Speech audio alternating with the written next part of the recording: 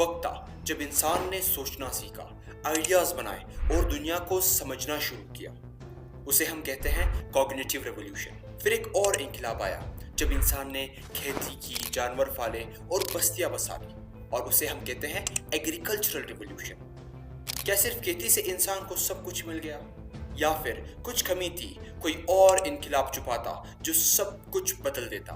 फिर आई industrial revolution, एक ऐसा दौर जो ना सिर्फ दुनिया बल्कि इंसानी फितरत को भी बदलने वाला था।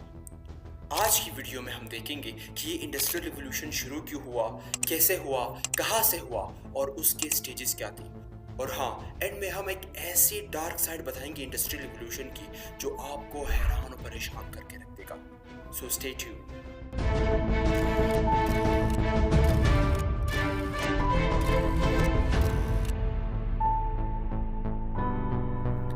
तो आखिर ये इंडस्ट्रियल रिवॉल्यूशन था क्या?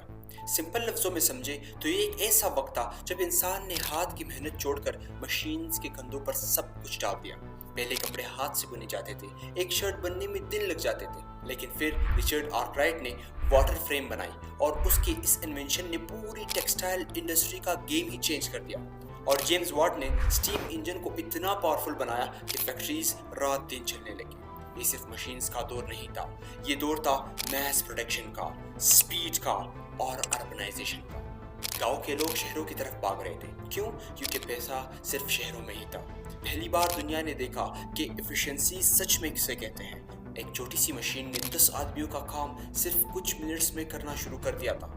ये वो वक्त था जब लोग ये कहने लगे कि हम तो मजे करेंगे और सब कुछ मशीन करेगा।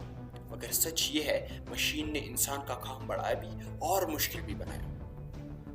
आखिर इस इंडस्ट्रियल रिवॉल्यूशन की जरूरत ही क्या थी? पॉपुलेशन बढ़ने की वजह से तेजी से काम, तेजी से सप्लाई और तेजी से पैसा कमाना था। इंडस्ट्रियल रिवॉल्यूशन बेसिकली एक जवाब था इस तेजी के डिमांड का। और एक और रीजन था, वो था कॉलोनियलिज्म। ब्रिटिश एम्पायर ने दुनिया भर से माल लाया, कॉटन इंडिया से, शुगर वेस्ट इंडीज से, लेकिन अब उन माल को प्रोसेस करने के लिए मशीन्स चाहिए थी। टाइम आ गया था इंडस्ट्रियल रिवॉल्यूशन का। तो अब सवाल ये उठता है, किसने बनाई ये मशीन्स? किसने बदला दुनिया का निज़ाम? चलिए मिलते हैं उन लोगों के साथ जिन्होंने इंडस्ट्रियल रिवॉल्यूशन को लीड किया।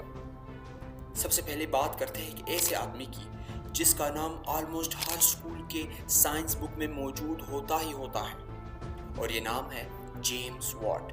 स्टीम इंजन पहले भी था, मगर वाट ने उसे पावरफुल, एफिशिएंट और रिलायबल बनाया।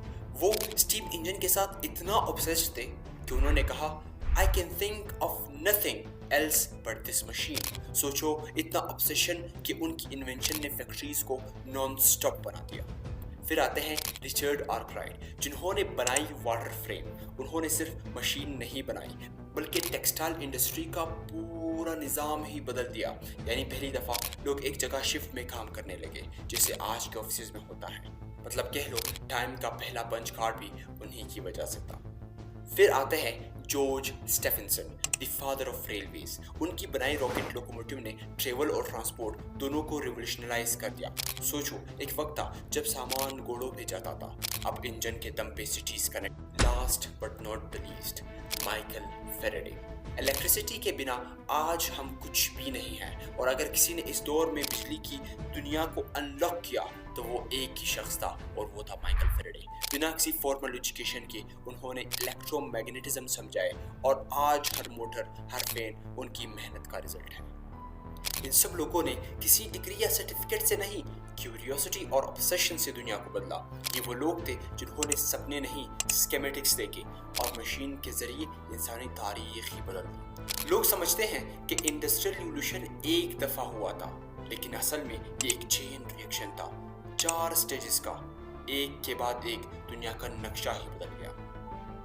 फर्स्ट इंडस्ट्रियल रिवॉल्यूशन, जो 1760 से शुरू होती है और 1840s पर ख़त्म होती है, जिसे हम कहते हैं the age of steam and iron. इस स्टेज का सबसे बड़ा हीरो था स्टीम इंजन, जिसे जेम्स वाट ने बनाया था, और आयरन ब्रिजेस ने नए शहरों की बुनियाद भी रख दी थी। मैनुअल लेबर की जगह मशीन्स ने ले ली थी।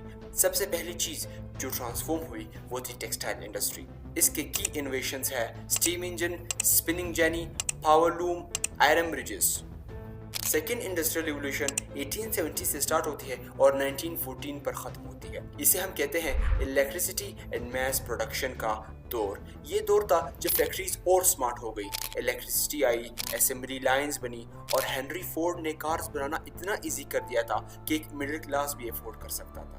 इसके की इनोवेशंस है इलेक्ट्रिक बल्ब जिसे थॉमस एडिसन ने बनाया था, असेंबली लाइन, स्टील इंडस्ट्री और टेलीफोन जिसे अलेक्जेंडर ग्राहम बेल ने बनाया था।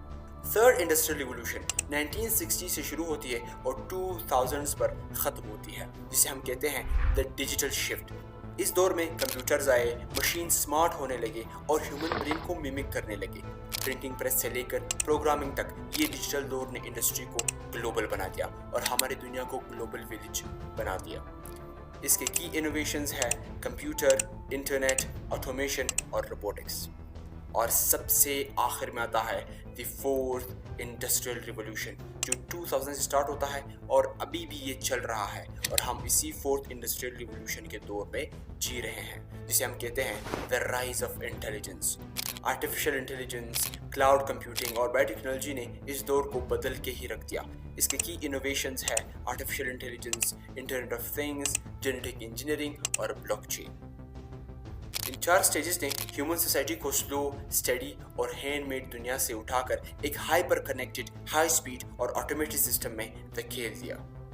अब आता है वीडियो का वो लास्ट पार्ट जिसमें हम इंडस्ट्रियल रिवॉल्यूशन का ब्राइट साइड भी बताएंगे और अपने वादे के मुताबिक वो डार्क साइड बताएंगे जो आपको हैरान परेशान करके रख देगा। डार्क साइड का तो हम सबको पता है, मास प्रोडक्शन, चीज़ें सस्ती हो गई और ज़्यादा चीज़ें बनने लगी, इकोनॉमिक ग्रोथ हुआ और लोगों को हाई स्केल पर जॉब्स मिलने लगी, हमारा हेल्थ सेक्टर बेटर होने लगा और इंसानों की ज़िंदगी काफ़ी और बेटर हो गई।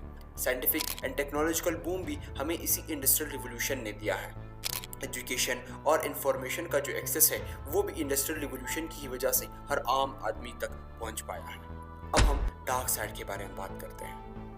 सबसे पहला तप्पड़ जो इंडस्ट्रियल रिवॉल्यूशन ने हमें दिया वो था pollution and environmental destruction. Factories ने इंसान की जिंदगी आसान बनाई लेकिन धरती को खराब कर दिया। कोल, स्मोक और केमिकल वेस्ट ने शहरों को जिंदा लाश बना दिया था। लंदन में एक रिवर जिसे थेमस रिवर कहते हैं, एक जमाने में वो इतना पोल्यूटेड हो गया था कि उसे द ग्रेट स्टिंक का नाम दिया गया। ये पहली बार था जब इंसान ने तरक्की के लिए अपनी जमीन को कुर्बानी का बकरा बनाया। दूसरा तप्पड़ जो हमें दिया वो था child labour and worker exploitation. Factories में न एज का हिसाब न वक्त का लिहाज। बच्चे जो 10 साल की हुआ करते थे वो 10 से 12 घंटे काम करते थे सिर्फ एक वक्त की रोटी के लिए। 5 साल के बच्चे को कोल माइंस में भेजा जाता था। जिम वार्स की मशीन ने दुनिया तो बदली लेकिन एक पूरी नस्ल को मजदूरी का मजा भी चखाया। तीसरा तप्पड़ जो इंडस्ट्रियल रिवॉल्यूशन ने हमें दिया वो था सोशल इनइक्वालिटी। फैक्ट्री ओनर्स बन गए थे अमीर और मजदूर वही जिंदगी के पीछे भागता हुआ आदमी। 10% एलीट 90% ऑफ द वेल्थ को कंट्रोल कर रहे थे सिटीज में। मशीन तो सबके लिए थी लेकिन मुनाफा सिर्फ कुछ लोगों के लिए था। पहले काम सीजनल होता था, फार्मिंग के हिसाब से, अब क्लॉक के हिसाब से। मोनोटनी, एंजाइटी और फिजिकल फटीग का नया दौर शुरू हो गया था, जिसके बारे में कार्ल मार्क्स लिखते हैं, in industrial society man becomes N appendage of the machine. इंसान का काम इतना मैकेनिकल हो गया था कि जिंदगी का मजा ही चला गया था। पांचवा और सबसे आखिरी तप्पड़ हमें दिया गया था वो था अर्बन स्लम्स एंड ओवरक्राउडिंग। शहर बड़े बगैर किसी प्लानिंग के, रिजल्ट्स गैरोज, स्लम्स और ऐसे घर जहां न हवा न रोशनी। मैनचेस्टर एंड बर्मिंघम के पोर्ट डिस्ट्रिक्ट्स में एक कमरे में 6-7 लोग रहते थे। कोई प्रॉपर सैनिटेशन नहीं थी और आम तौर पर डिजीज फैल रही थी। ये थी हमारी आज की वीडियो जिसमें हमने इंडस्ट्रियल रिवॉल्यूशन के बारे में बात की कि वो शुरू कैसे हुआ, उसकी ज़रूरत कैसे पेश आई, उसके एडवांटेजेस क्या थे और डिसएडवांटेजेस भी। अगर वीडियो पसंद आई हो तो लाइक ज़रूर करें, शेयर कर दीजिए और अपना फीडबैक कमेंट में ज़रूर दें। और अगर वीडियो पसंद आई हो तो सब्सक्राइब ज़रूर करें।